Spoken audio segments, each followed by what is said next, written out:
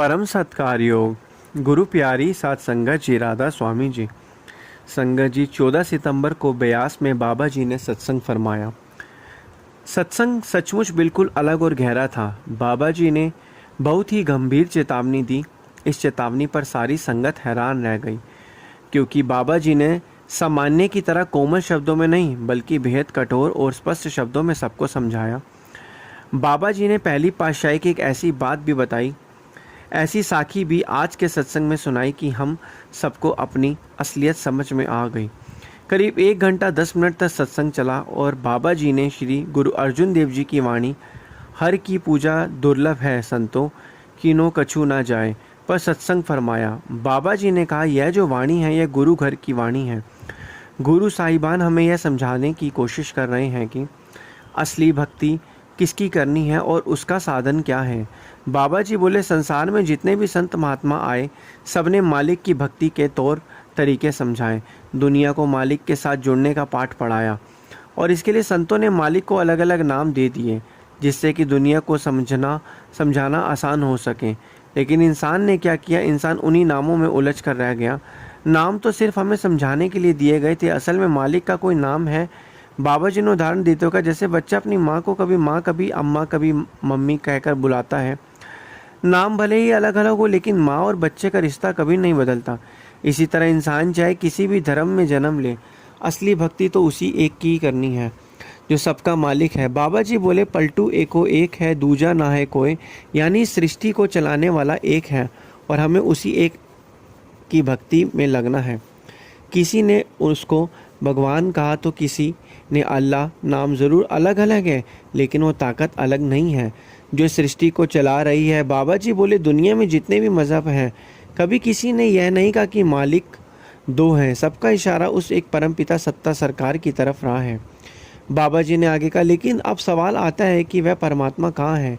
बाबा जी बोले, वह कहीं दूर नहीं बल्कि हमारे भीतर विराजमान है।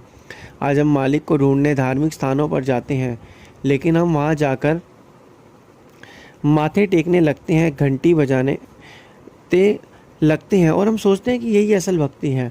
बाबा जी ने समझाया, जैसे दफ्तर का संबंध काम से है, स्कूल का संबंध पढ़ाई से है, वैसे ही धर्म स्थान का संबंध भक्ति से होना चाहिए। भक्ति मतलब वहाँ जाकर उन महापुरुषों से सीखना और अपने अंदर उतरकर मालिक की पहचान करना।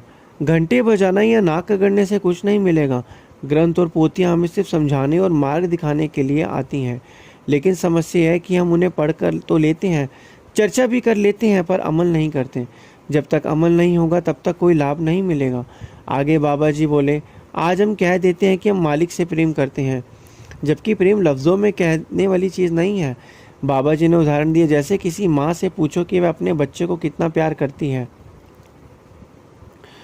तो जब किसी माँ से पूछा जाता है कि वह अपने बच्चे को कितना प्यार करती है तो वह यही कहेगा, बहुत करती है। लेकिन उस प्यार की गहराई वह शब्दों में नहीं समझ जा सकती। प्यार को केवल अनुभव किया जा सकता है। बाबा जी बोले, जो तो है वह तो दिसे नाही, जो दिसे वह कहा ना जाए। गूंगे का गुड़ बाई, यानी जैसे गूंगा गुड़ खाकर उसकी मिठास को महसूस तो कर सकता है पर शब्दों में बयान नहीं कर सकता। जब उससे पूछो तो वो गुड़ के सिवा और कुछ नहीं बता सकता।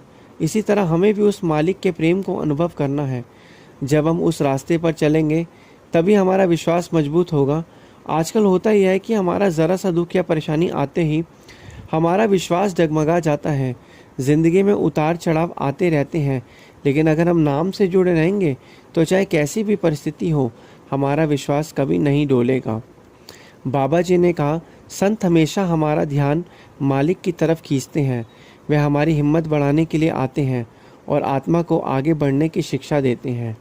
तो यही बाबा जी ने हमें समझाया और हमें इस पे अमल करना है। जितना हम बाबा जी के बताए गए इन वचनों पर चलेंगे उतना हम भक्ति में आगे बढ़ेंगे। गुरु प्यारी साथ संगत जी राधा स्वामी।